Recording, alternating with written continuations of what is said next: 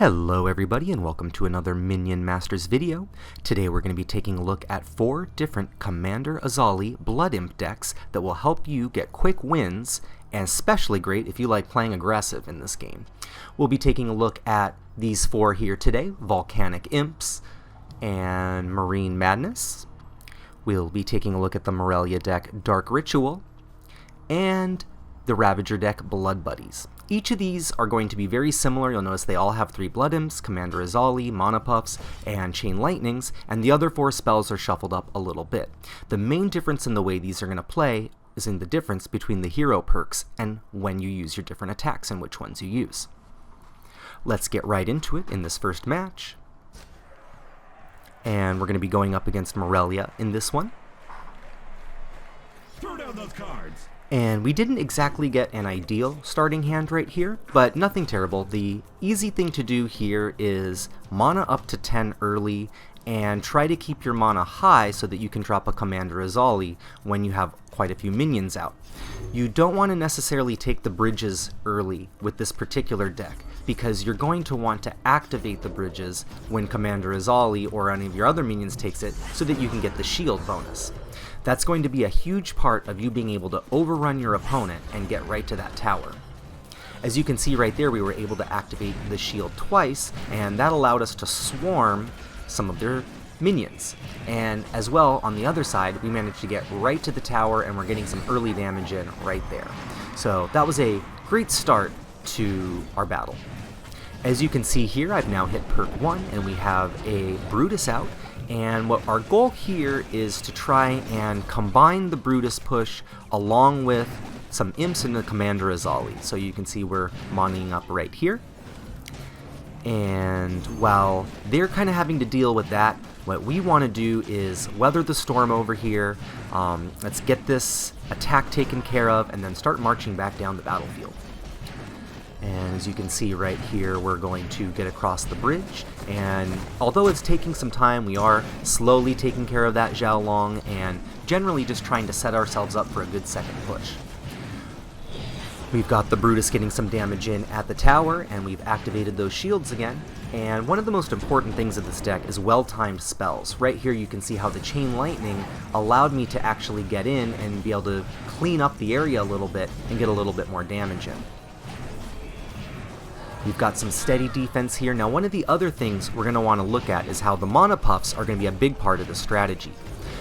Even though we're going to be trying to control the bridges most of the time, we do need to be able to retake the bridges, and the Mana Puffs are going to help us with that. As you can see right there, we got in for those last couple of hits, and we got our victory.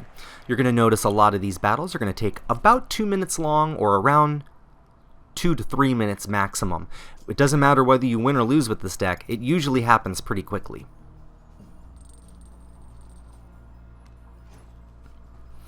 Alright, let's go ahead and get into our next match.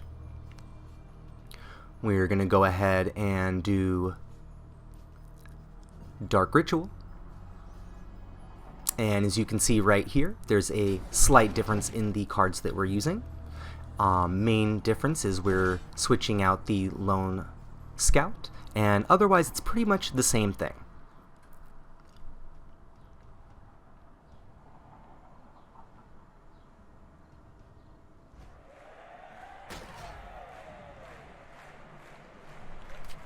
Alright, we're up in our next match, and we're going up against Stormbringer.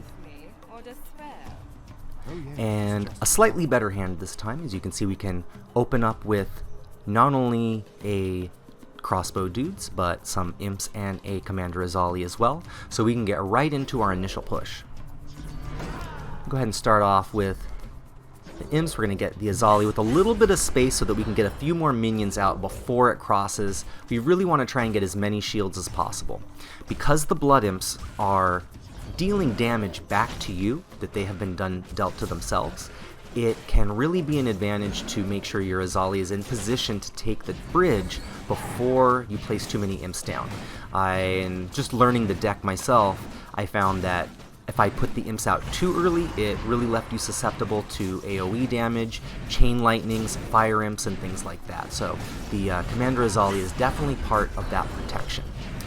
Now you can see right there we have one Azali out hitting the tower, and we've got our second one cycling already. So this is a good spot for us to be in. We're slightly ahead, and we have enough minions out right now that the group is still coming in. They're still applying a lot of pressure, and they're having to worry more about defense right now than offense.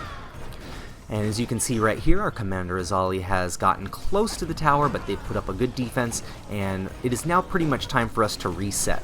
Now, one of the things I like about this deck is, even though it's a Morelia deck, you won't be using the Spirit buff as much. You'll have a lot more opportunity to use both, actually, of the other perks. The instant damage and life drain can be really useful, as well as the free skeletons are great with this deck, because just like the Blood Imps, they're free units that can get shields.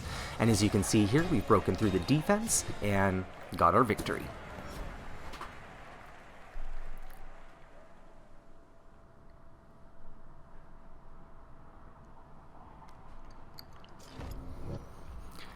The main thing with this deck is you really do want to just continue to apply the pressure. It's one of the few decks where, you know, we really don't even have a lot of defensive cards. It's hard to play defense with this deck. So you're going to find that there's going to be times where you're going to have to use the tower to tank, come up with creative ways to take the damage, and then proceed.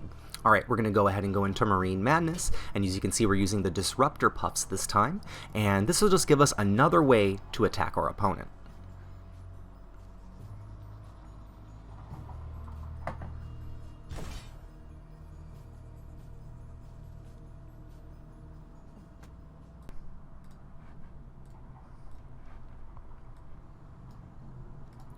Alright, in our next match, we are going to show a video where I didn't get the win, as I like to show in the video some of the things you want to watch for while you're playing with these decks.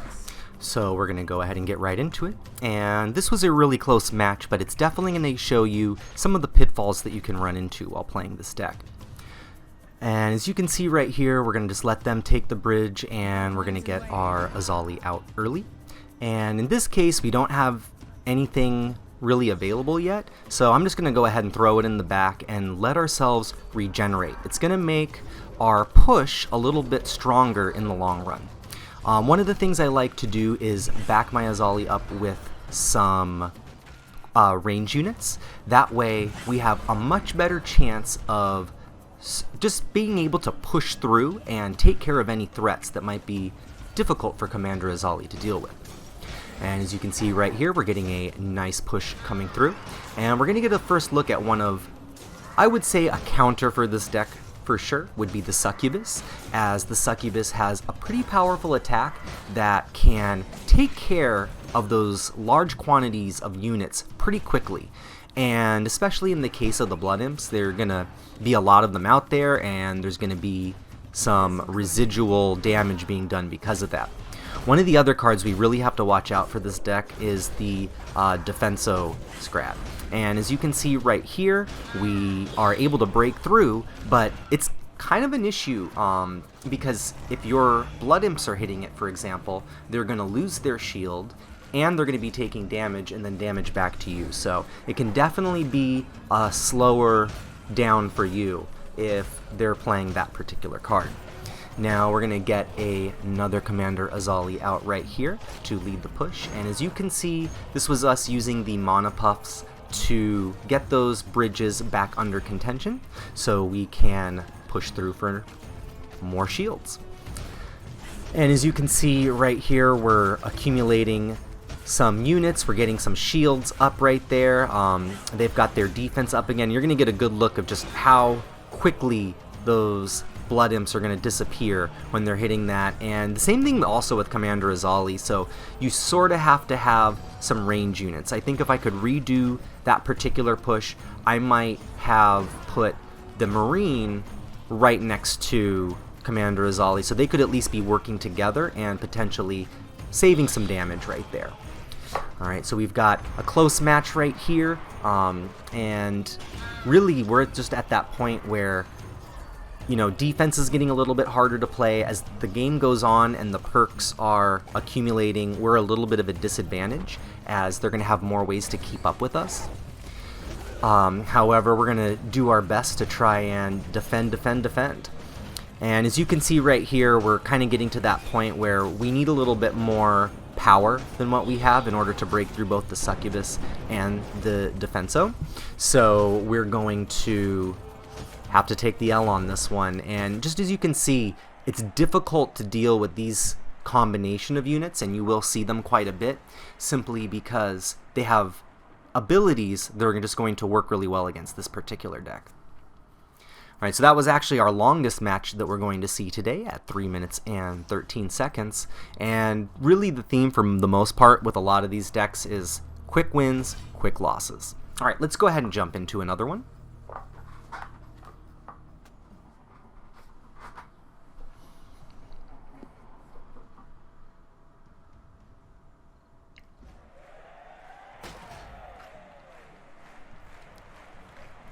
And we've got a nice matchup against Ratbo right here. So let's take a look.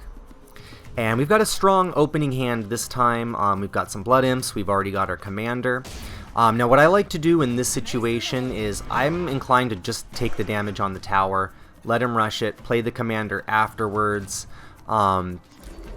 It's better from a defensive standpoint, and it just, again, this is one of those kind of decks where you're gonna win big or lose big, so you may as well set up your attacks rather than worrying about the damage that's coming in, so that you can get a powerful attack on the other end.